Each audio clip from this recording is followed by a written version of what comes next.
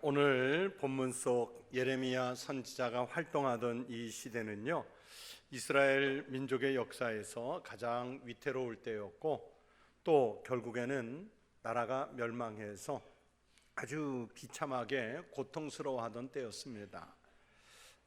이 예레미야 본문 시점을 기준으로 해서 이미 150년 전에 북왕국 이스라엘은 아수르 제국이라고 하는 나라에 멸망해서 북왕국 나라 자체가 없어졌어요. 그리고 그나마 버티고 있던 여기 남왕국 유다는 이제 지금 신흥 제국 바벨론에 의해서 위협을 받고 있습니다. 그러면서 오랫동안 동맹을 맺어왔던 애굽을 내쳐버릴 수도 없는 곤란한 형편이었습니다. 바벨론과 친해지면 애굽과 적이 되어야 했고, 애굽과 친해지면 이 강대국 바벨론의 위협을 당해낼 재간이 없었습니다. 양쪽 다 언제라도 공격해올 그럴 태세여서 아주 곤란한 그런 형편이었습니다.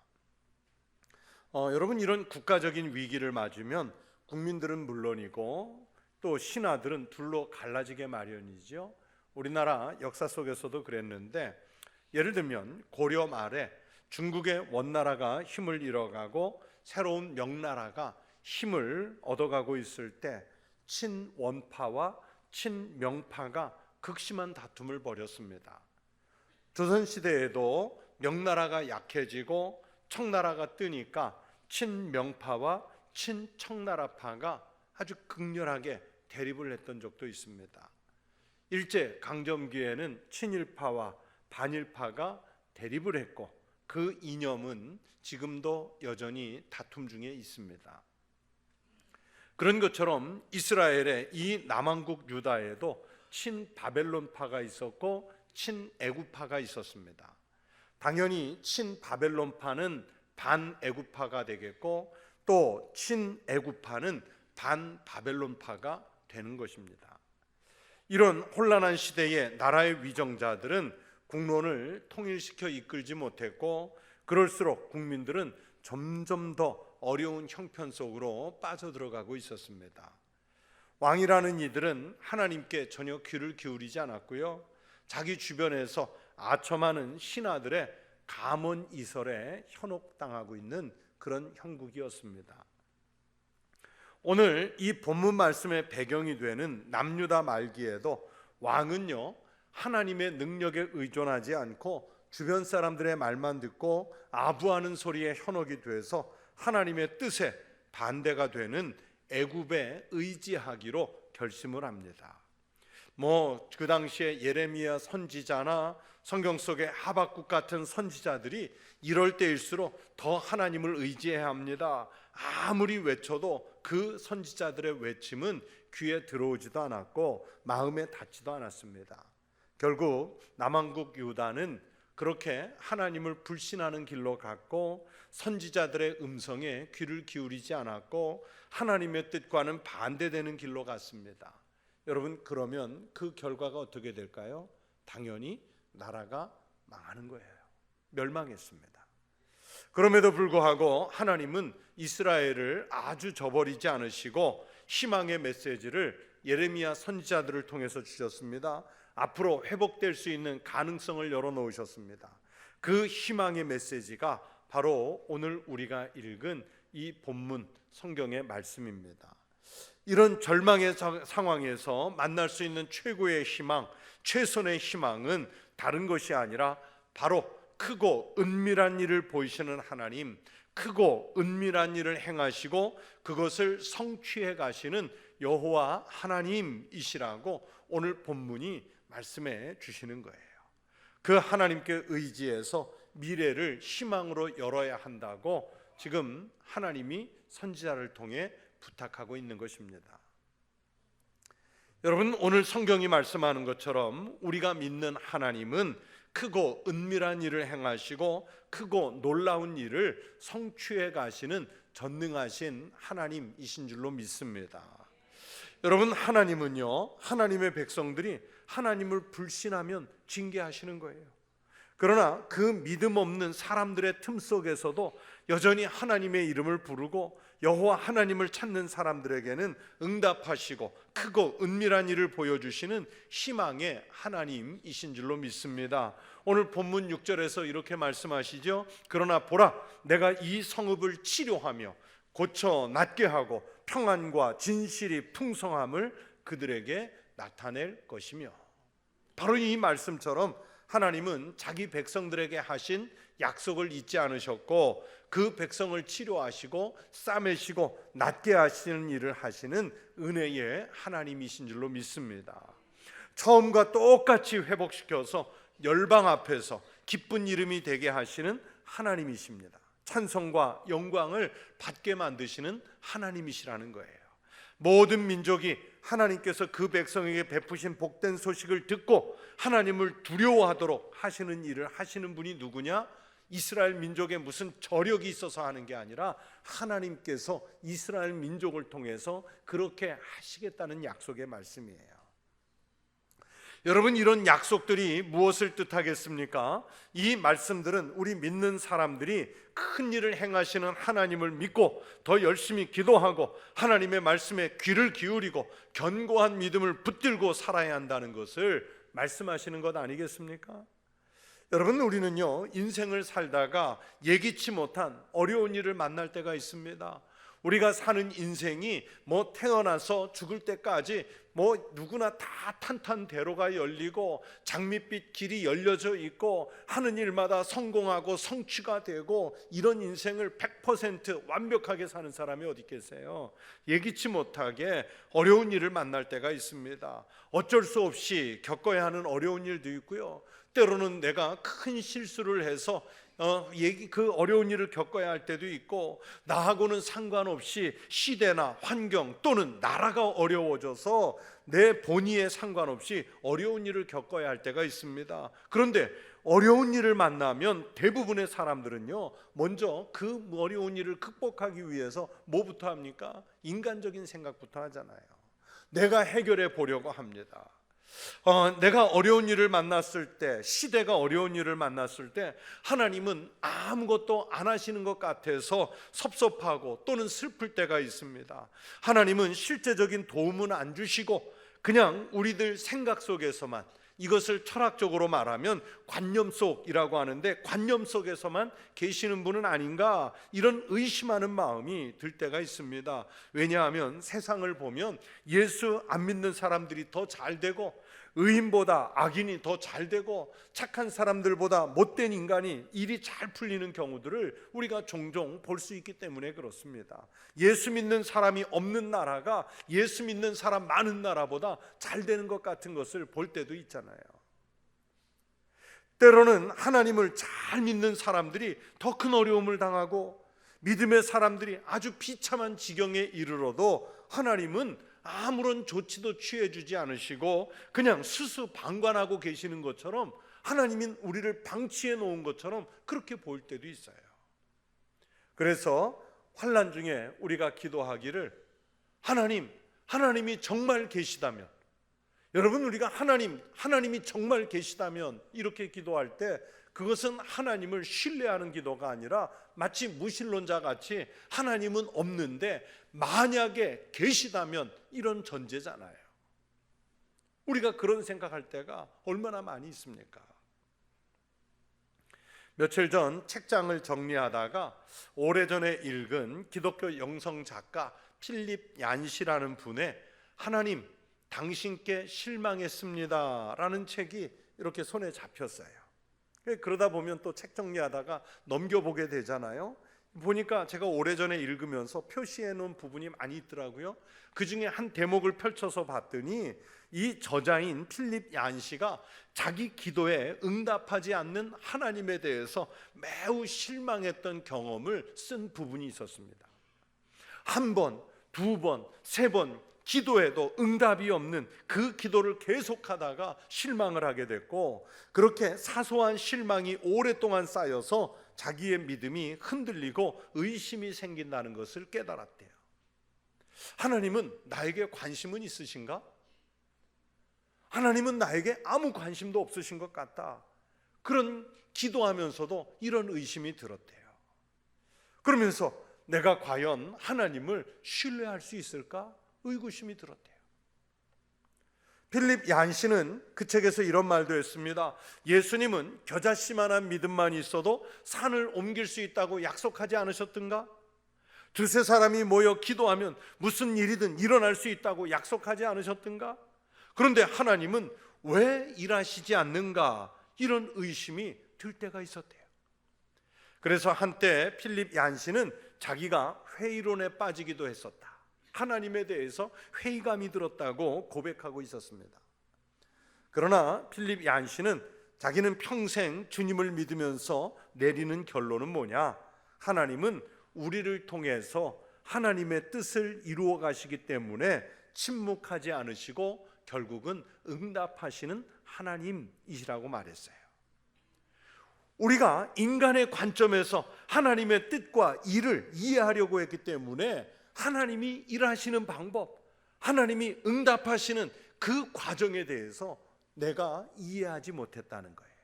하지만 하나님은요, 우리가 생각하지 못한 방법으로 응답하시고 가장 좋은 것으로 응답하시고 가장 큰 복으로 우리를 채워주시는 하나님이십니다. 여러분, 그 필립 얀시가 말하는 것처럼 우리가 신앙생활을 하면서 또는 기도하면서 그런 의심이 들 수 있는 것이 당연하지만 우리가 믿는 하나님의 말씀, 이 성경은 오늘 본문을 포함해서 곳곳에서 아주 분명하게 기도하는 사람들에게는 응답하시는 하나님을 약속해 주십니다. 그리고 보증까지 해주세요. 하나님은 사람이 아니시니 거짓말을 하지 아니하시고 인생이 아니시니 후회가 없으시도다. 어찌 그 말씀하신 바를 행하지 않으시며 하신 말씀을 실행하지 않으시랴. 여러분, 오늘 읽은 성경 말씀에서도 분명하게 약속하십니다. 우리 하나님은요, 생각 속에 관념 속에서만 계시는 하나님이 아니세요. 하나님은 우리가 상상한 것보다 더 크고 지금까지 알지 못했던 비밀스러운 일을 행하시고 성취하시는 하나님이신 줄로 믿습니다. 그 하나님을 더욱더 의지하는 믿음의 성도들이 되시기를 축원합니다. 그래서 우리는 이 크고 은밀한 일을 행하시는 하나님을 흔들리지 말고 믿어야 돼요. 상황에 따라, 형편에 따라 흔들리는 그 믿음이면 안 돼요. 그렇게 믿어야 한다고 오늘 본문이 말씀하시는 거예요. 19세기에 영국에서 가장 유명한 목회자요 설교자였던 분이 우리가 이름을 들어서 많이 알고 있는 찰스 스펄전이라는 목사님입니다. 당시에 미국에서 부흥운동을 이끌던 무디가 있었다면 영국에는 스펄전 목사님이 있었어요. 그때 이 스펄전 목사님과 쌍벽을 이룰 정도로 유명한 청교도적 설교자가 있었는데 조셉 파커라는 목사님입니다. 그런데 이 조셉 파커 목사는 그의 어머니가 어려서부터 기도로 키웠던 사람임에도 불구하고 한때는요, 신앙을 완전히 잃어버리고 무신론자의 대장 노릇을 했던 분이 바로 이 조셉 파커예요. 조셉 파커가 한 번은 영국의 북부 광산촌에 가서 기독교와 성경을 비판하는 강연을 하게 됐는데 예수의 이야기는 하나의 신화에 불과하다, 예수의 이야기는 허구다, 이런 강연이었어요.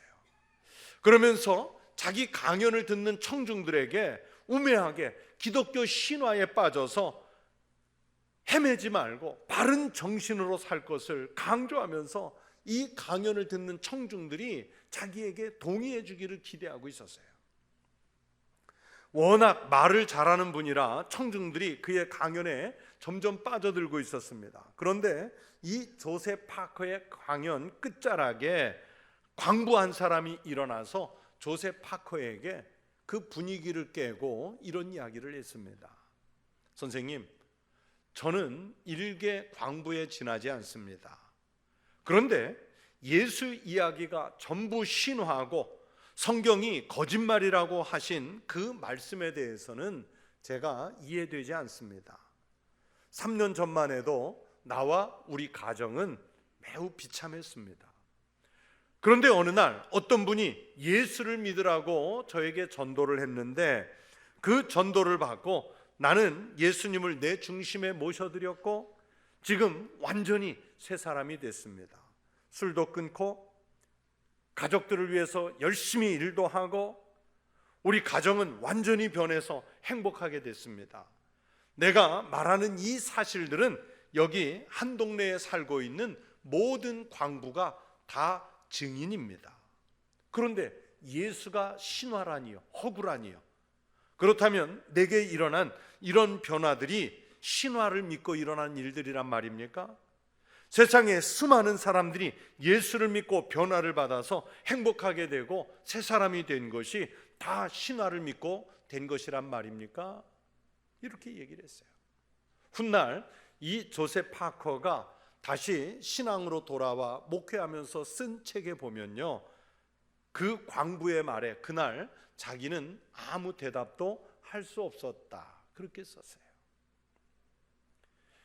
여러분, 우리의 신앙생활은 조셉 파커 앞에서 아주 당당하게 3년 동안 자기를 변화시킨 신앙을 얘기했던 이름 없는 그 광부처럼 언제나 이렇게 하나님의 분명한 은혜 가운데 있다는 것을 고백할 수 있어야 돼요. 흔들리지 않는 믿음 가운데 있어야 됩니다. 그래서 누가 뭐래도 나에게 어떤 일이 일어나서 나를 괴롭게 해도 우리의 신앙이 흔들려서는 안 돼요. 우리는요, 조금 세게 나오는 사람이 신앙을 비판하고 예수를 욕해도 한마디 대꾸도 못하고 그 앞에서 입 꽉 다물고 그냥 주눅이 들어버릴 때가 있지 않습니까? 그냥 믿음이 흔들리는 거예요. 여러분, 어떤 순간에도 하나님께서 함께 하심을 믿으십시오. 하나님께서 일하실 것을 믿으십시오. 아무리 세상이 힘들고 어려워도 하나님을 의심하지 마십시오. 사람도요, 자기 의심하는 자식에게는 아무것도 주고 싶지 않은 것처럼 여러분, 하나님이 의심하는 백성에게 뭘 주실 수 있겠어요? 받을까 말까 의심하는 백성에게 하나님은 아무리 큰 것 주고 싶어도 우리가 받을 수가 없는 거예요.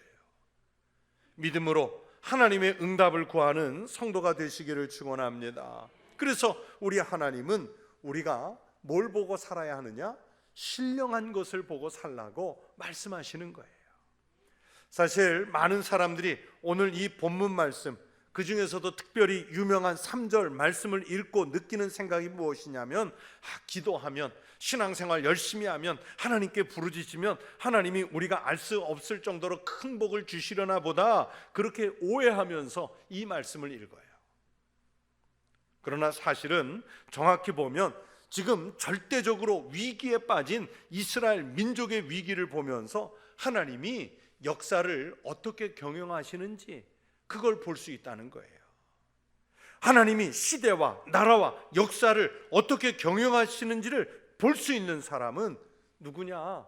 정치가도 경제가도 철학자도 아니라 하나님께 부르짖는 사람이 하나님의 큰 경영을 볼 수 있다는 거예요. 아무나 시대를 읽고 아무나 하나님의 큰 일을 볼 수 있는 것이 아닙니다. 하나님이 주시는 응답과 복을 아무나 누릴 수 있는 것이 아닙니다. 하나님께 부르짖어가면서 기도하는 백성이 볼 수 있고 들을 수 있고 받을 수 있다는 말씀입니다. 다시 말하면 큰 믿음의 사람이 하나님이 운영해 가시는 큰 역사를 볼 수 있다는 말씀이에요. 그런 의미에서 크고 은밀한 일을 행하시는 하나님에 대한 신앙이 확실한 사람은 그 눈이 세상 것, 지금 망해가는 나라를 보는 것이 아니라 하나님께서 운영하시는 신령한 것을 볼 수 있어야 합니다. 우리가 세상을 살면서 겪게 되는 어려운 일들은 사탄이 우리가 하나님을 불신하게 하고 의심하게 해서 하나님을 부정하게 하고 하나님을 떠나도록 하려고 하는 계략인 경우가 많습니다. 우리가 겪는 어려움들은 대부분요, 우리 믿음이 약해서 하나님의 약속을 제대로 믿지 못해서 겪는 불신의 결과들이 많아요. 사실은 어려운 때일수록 하나님 바라보고 하나님의 주권에 더욱 순종하고 하나님을 더욱 의지하고 하나님을 내 마음 중심에 더 분명하게 모셔야 합니다. 그런데 우리는 어려운 일을 만나면 신령한 것을 보는 게 아니라 세상 것을 보는 거예요. 어떤 사람이 나를 도와줄 수 있을까? 돈이 해결할 수 있지 않을까? 경험으로 이겨낼 수 있지 않을까? 법적인 장치가 또는 제도적인 또는 사회 복지적인 것들이 나를 법률적으로 구제해 주지 않을까? 우린 그것을 봐요. 다시 말하면 더 인간적인 것부터 보지요. 내 일을 다 해본 다음에 점점 어려운 일에 빠져들고 정말 어쩔 수 없는 경우가 되면 그때서 맨 마지막에 찾는 수단이 하나님이라도 찾아볼까? 그러면서 하나님 찾는 거예요. 그때는 늦습니다. 우리는 항상 영안을 열어둬야 됩니다. 우리가 위기를 만나게 되면 하나님께서 이런 일로, 이 위기로 내게 어떤 은혜를 주시려는가? 하나님은 이 일로 무슨 큰 일을 행하려고 하시는가? 하나님은 이 고난을 통해서 내게 어떤 축복으로 인도하실까? 이런 기대를 하면서 비록 우리 주변에 힘들고 어렵고 난감한 일이 생겨도 그것조차도 영적인 눈으로 보아야 되는 거예요. 하나님의 역사를 봐야 하나님이 은혜를 주십니다. 하나님의 영광에 참여할 수 있는 길을 열어주시는 줄로 믿습니다. 이름 많이 들어보신 소설들이에요. 전쟁과 평화, 부활, 안나 까레니나, 사람은 무엇으로 사는가. 우리에게 너무나 친숙한 작가 톨스토이, 그분의 책을 읽지는 않았어도 이 톨스토이라는 이름은 우리가 다 알잖아요. 러시아의 대문호인데 이 톨스토이는 아주 어렸을 때부터 신실한 믿음으로 유명한 분이지요. 그래서 이분의 작품들 속에는 신앙과 기독교 정신과 사상이 아주 진하게 녹아들어 있습니다. 그래서 톨스토이는 단순한 소설가, 작가를 넘어서 우리 기독교 역사에서는 한 축을 이루는 사상가, 기독교 사상가라고 말할 수 있어요. 그런데 이런 위대한 톨스토이도 어린 시절에 아주 바보 같은 신앙을 가졌던 적이 있습니다. 톨스토이가 하늘을 날고 싶은 소망이 있었어요. 그래서 하나님 앞에 9살 때 기도하면서 하나님, 저 하늘 날고 싶어요 했는데 하나님이 자기를 날도록 도와주실 것 같은 확신이 들어가지고 3층에서 9살 때 뛰어내린 거예요. 무작정 뛰어내렸습니다. 어떻게 됐을까요? 하나님의 도우심으로 날았을까요? 추락했을까요? 추락했어요. 훗날 톨스토이가 이 부분에 대해 뭐라고 썼냐면 자기가 하나님께 처음으로 크게 실망한 사건이었다 그랬어요. 하나님께 실망했대. 그때 9살 때 3층에서 뛰어내렸는데 죽지 않고 살아서 나중에 위대한 그 작가가 된 거예요. 우리는 가끔 이 어린 톨스토이처럼요, 자기 방식대로 내 생각대로 하나님이 일하시도록 강요를 해요. 하나님은 워낙 크고 전능하시기 때문에 우리같이 미련한 인간이 하나님의 방식으로 따라가려고, 순종하려고 하나님의 역사를 기대하면서 올라가야 되는데 반대로 나같이 미련하고 모자란 이 인간의 방식대로 하나님의 일을 하려고 하나님을 자꾸 내 수준으로 끌어내리려고 시도를 해요. 여러분, 영안을 열라는 말씀은 내가 하나님의 방식에 맞게 하나님의 뜻대로 쓰일 수 있도록 맡기라는 것입니다. 그래서 오늘 본문 3절에서 하나님이 그 말씀을 하시는 거예요. 너는 내게 부르짖으라. 내가 내게 응답하겠고 내가 알지 못하는 크고 은밀한 일을 내게 보이리라. 하나님께서 나 같은 사람을 통해서도 큰 일을 행하신다니 여러분 감격스럽지 않습니까? 요셉이 여호와와 함께함으로 형통했던 것처럼 우리가 어떤 시험을 만나도 여호와와 함께하면 형통하게 해 주실 줄로 믿습니다.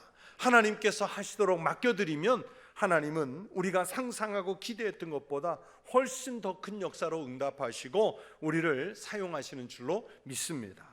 오늘 주님이 약속하십니다. 부르짖는 사람들에게 축복을 주신다고 선포하세요. 9절이 바로 그 요약에 약속된 말씀입니다. 이 성읍이 세계 열방 앞에서 나의 기쁜 이름이 될 것이며 찬송과 영광이 될 것이요 그들은 내가 이 백성에게 베푼 모든 복을 들을 것이요 내가 이 성읍에 베푼 모든 복과 모든 평안으로 말미암아 두려워하며 떨리라. 하나님께 부르짖는 사람, 하나님께서는 그 사람은 포로로 잡혀갔으면 회복하게 하시고 무너진 성읍은 다시 일으켜 세워주시고 그리고 무너진 하나님의 백성들은 다시 존립케 하시는 이 은혜를 주신다는 거예요. 사랑하는 성도 여러분, 우리 하나님은 부르짖는 성도들 앞에서 숨으시는 하나님이 아니세요. 부르짖는 믿음의 사람들 앞에서 침묵하시는 하나님이 아니세요. 우리가 피를 토해가며 부르짖지 않았기 때문에, 하나님의 말씀을 듣기 위해서 영과 정신을 집중하지 않았기 때문에 마치 하나님이 침묵하시는 하나님, 마치 하나님이 숨어 계시는 하나님처럼 느끼는 거예요. 우리는 주님을 향해 부르짖지 않으면서도 교만한 마음으로 내가 하나님의 기쁜 이름이 될 수 있다고 생각합니다. 우리는 부르짖지 않으면서 하나님의 뜻을 알고 있다고 착각합니다. 우리는 부르짖지 않으면서도 하나님이 주시는 복을 그냥 앉아서 받아 먹으려고 합니다. 우리는 하나님께 부르짖어 보지도 않고 평안을 원합니다. 하나님께 부르짖지도 않으면서 이 나라와 이 시대가 평안하게 해달라고 요구를 합니다. 여러분, 이 요구는 교만입니다. 주님이 주시는 은혜와 평강은 부르짖는 사람들이 누리는 복인 줄로 믿습니다. 크고 은밀한 하나님의 역사를 깨달아 알 수 있는 것은 오직 부르짖는 사람들에게 내려주시는 하나님의 은혜인 줄로 믿습니다. 하나님께서 하나님의 백성에게 베푸신 모든 복을 듣고 또 받고 싶으십니까? 그러면 여러분, 주님 앞에 이제 무릎을 꿇으십시오. 눈을 들어서 영안을 열고 주님을 바라보십시오. 그래서 주님께서 부르짖는 사람들에게 어떻게 크고 은밀한 일을 보이시는지 목격하는 성도 되십시오. 이 놀라운 복을 받아서 누릴 수 있는 성도들이 되시기를, 부르짖는 성도가 되시기를 주의 이름으로 축원합니다. 기도하겠습니다. 하나님 아버지, 오늘날 우리가 살고 있는 시대가 예레미야 시대에 멸망해 가던 유다보다 더하면 더했지 못하지 않은 형국 속에 있습니다. 이때에 우리 그리스도인들조차도, 교회조차도 이제는 하나님 앞에 무릎 꿇어 부르짖지 않고 그저 평안하기를, 그저 잘 살기를, 그저 안전하기를 구하는 이런 어리석음 속에 있습니다. 하나님, 모든 하나님의 백성들과 교회들이 나서서 여호와 하나님께 부르짖음으로 이 시대를 경영하시고 역사를 경영하시고 나를 경영하시고 가정을 경영하시고 삶을 경영하시는 하나님의 크고 놀라우신 은혜를 누리게 하여 주시옵소서. 예수님의 이름으로 기도드리옵나이다. 아멘.